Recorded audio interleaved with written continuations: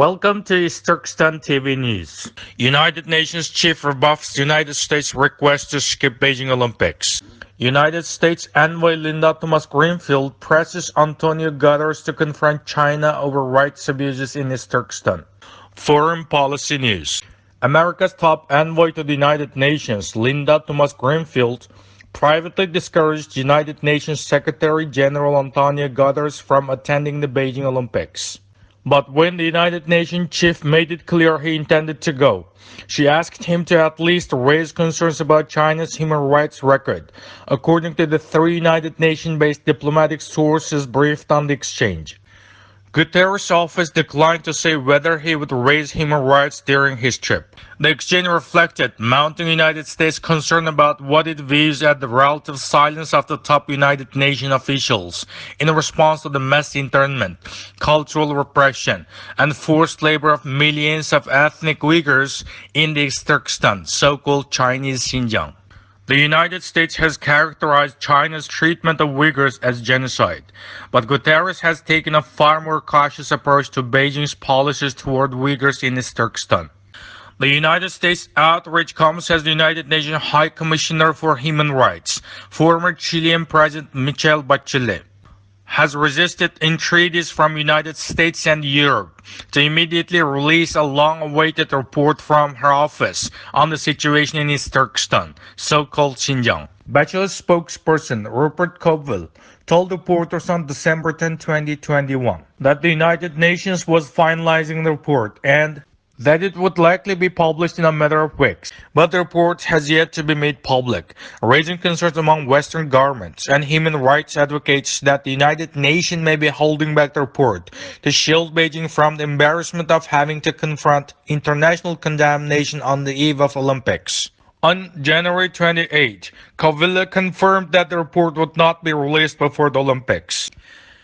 Guterres is planning to attend Olympic opening ceremony on February 4, putting the United Nations imprimatur on an event that the United States and other Western governments are either boycotting or declining to send government representatives to in protest of China's human rights policies, particularly in East Turkestan. Guterres defended his decision to go by informing Thomas-Greenfield that he could hardly afford to offend China, a leading United Nations power, after having angered the Chinese government for participating in United States President Joe Biden's virtual summit of democracy, which included an appearance by Taiwan's digital minister Audrey Tang, according to two diplomatic sources. He has no plans to deliver a public address during the visit, and it's unclear whether he will meet with senior Chinese officials, according to United Nations diplomatic source. The Olympic Games is an extremely important event, and it's an event that symbolizes the role of sports in bringing people together and in promoting peace, Guterres told reporters last month. It's in this strict context and without any political dimension that I intend to be present in the opening, with this message that the Olympic Games must be an instrument for peace in the world. The United States, which has decided not to send a government delegation to Beijing, has not formally lobbied other countries not to attend, but it has made it clear that it believes the Beijing Olympics should not be treated as business as usual. A United States spokesperson, who requested anonymity to address confidential diplomatic discussions, said, "We made our views clear to the Secretary General, and we have repeatedly publicly expressed our grave concern about the situation in East Turkestan, so-called Xinjiang." Human rights advocates have also objected to Guterres' planned visit, saying it will provide a PR boost to the country that has committed some of the world's most appalling rights abuses. Guterres has shown himself utterly unwilling to criticize China's human rights record, even though Beijing has committed crime against humanity against Uyghur Muslims, said Kenneth Roth, the executive director of Human Rights Watch. Guterres' attendance at the Olympic Games, he fears, is going to be one big gift to Xi Jinping to sport-wash his human rights crimes. I've lost hope that the Guterres will say anything critical about Beijing, because he hasn't so far. Guterres has vigorously defended his response to the human rights situation in China, characterizing the criticism as unfair. "I don't think anyone has been more persistent and more clear in talking to the Chinese authorities in relation to this issue than myself," he told reporters in 2019. It's absolutely not true that I have only done discreet diplomacy. The United Nations Deputy Spokesperson, Farhan Haq, said Guterres considers the Olympic Games as an important expression of unity, mutual respect, and cooperation between different cultures, religions, and ethnicities. The Olympic ideal is something that we must cherish and is very much in line with the values of the United Nations. For its part, China has vigorously challenged the widely documented reports of abuse in East Turkestan, saying its re-education programs have helped curb terrorism.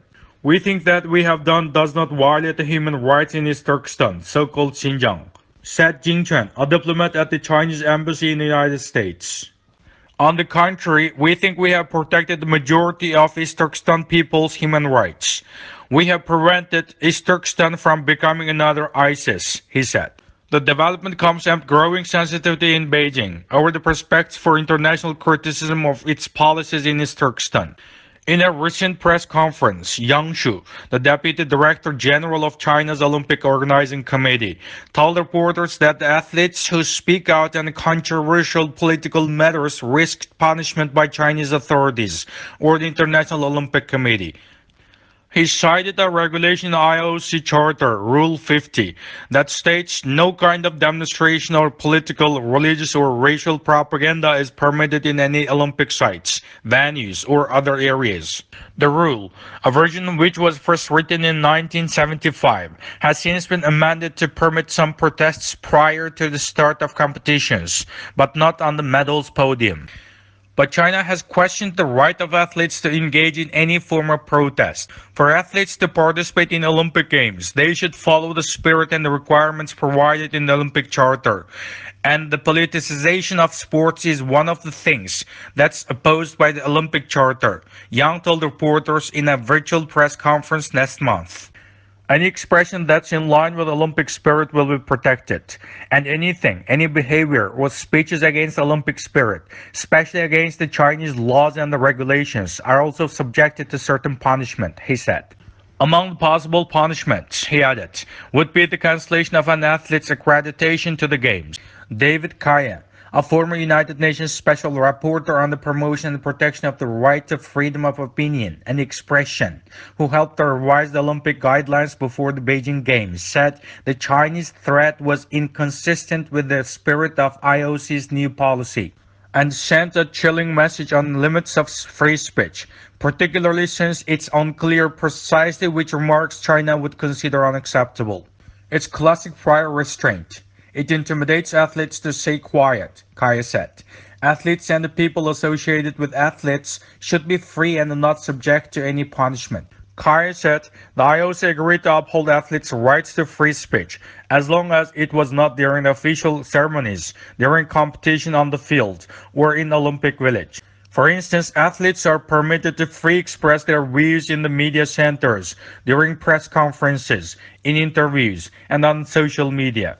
But those assurances, he said, are likely to be overshadowed by China's threats. I think the damage is done already, Kaya said. The IOC should have stepped in and said, look, we have these guidelines.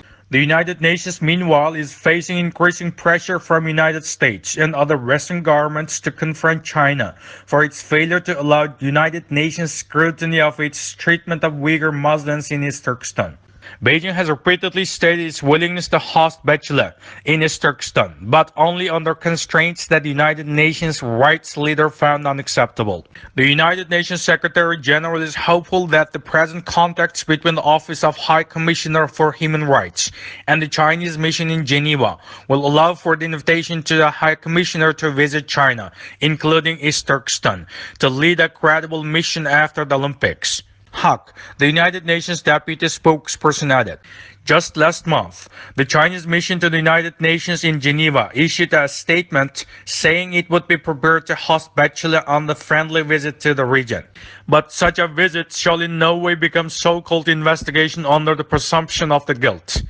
Reuters reported. In a press conference on January 28, Kauvila said the Bachelor will continue negotiations with the Chinese government in the next few months.